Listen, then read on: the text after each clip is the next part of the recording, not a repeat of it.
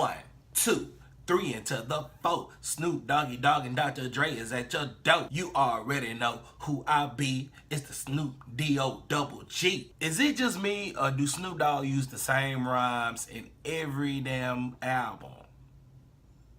It's time to get some more lyrics, Snoop Dogg. Especially if you're gonna be in the game for over 25 years.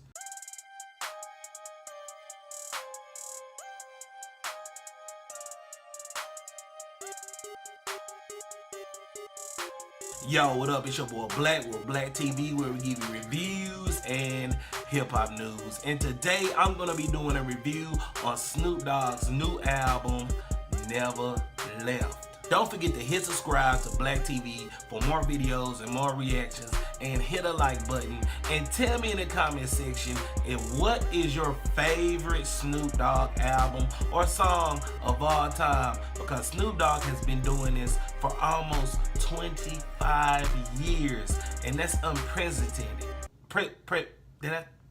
Unprecedented. You know what the fuck I mean. But with all that being said, let's go ahead and get started with the review.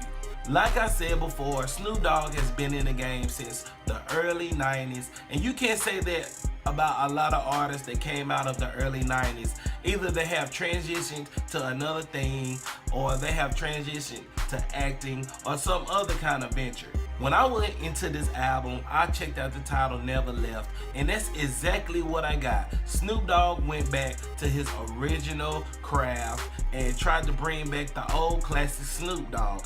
And it kind of worked, and it kind of didn't. Well, by looking at the cover, this is a perfect resemblance of what Snoop Dogg is actually trying to bring back. He has a classic photo of him as his younger self on his old block in front of a 187 sign. I mean, it's perfect for the album, but the cover is actually kind of plain. But it fits the whole content of what he's trying to bring on the album. The number one thing I like about Neva Left is Snoop Dogg features. He has perfect features on this album. Just like with the Trash Bag featuring K-Camp, which is more of like a strip club song, and K-Camp is perfect for that. And even on Mount Kushmore, where he have Be Real, Redman, and Method Man, where they actually talking about smoking weed. And I actually was waiting for this collabo for a long time. I can't remember if they ever did a collabo together, but this was like an all-star treat of a smoking song. And then speaking about smoking songs, he also has a song called 420, where he has Devin the Dude and Khalifa on it, which is also another song I would really like to hear and he brought to us.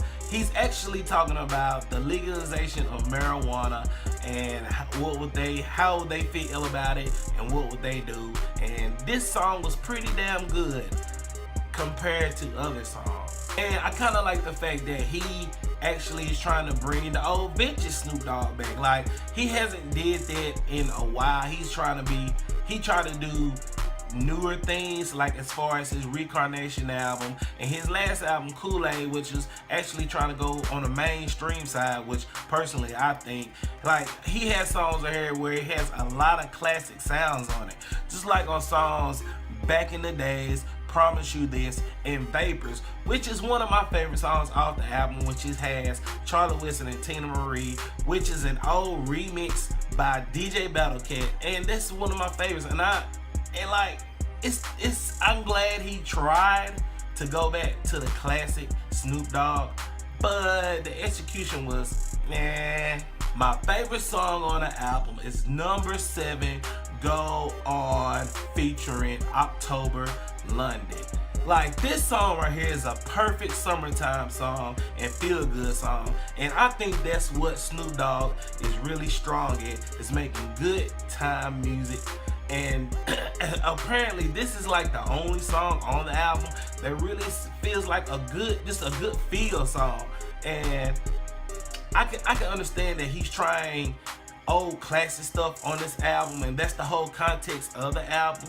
But he could have did more of this on the album, and I really acknowledge everybody to listen to this song because this is a very good song.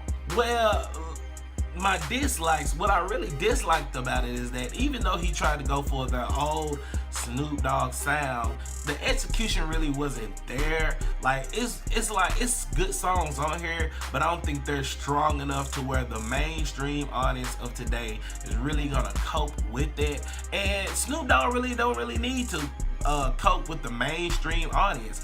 He's a legend in the game and he has a strong fan base, and I'm pretty sure that he did this album despite of his core fan base.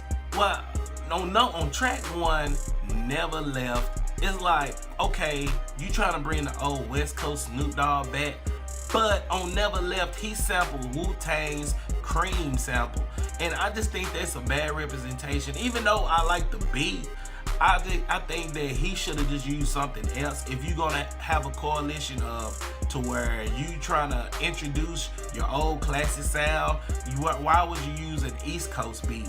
And he also did that on Back in the Days with a Tribe Called Quest sample. Like, I understand you trying new things, whatever, but stick to your core of what you're doing. Like, don't use East Coast stuff. And he also has a nice verse from KRS-One on here. But I just think that the whole context of the album, that point alone didn't fit for this album. My least favorite song on Neva Left is number 6, Swivel, featuring Stresmatic. Yeah, I think I said that right. We all know that Snoop Dogg isn't a very lyrical guy, but with this song right here, this song is really talking about he's actually trying to be lyrical on this song, and he just comparing himself to a football player on the song and just using football metaphors on here.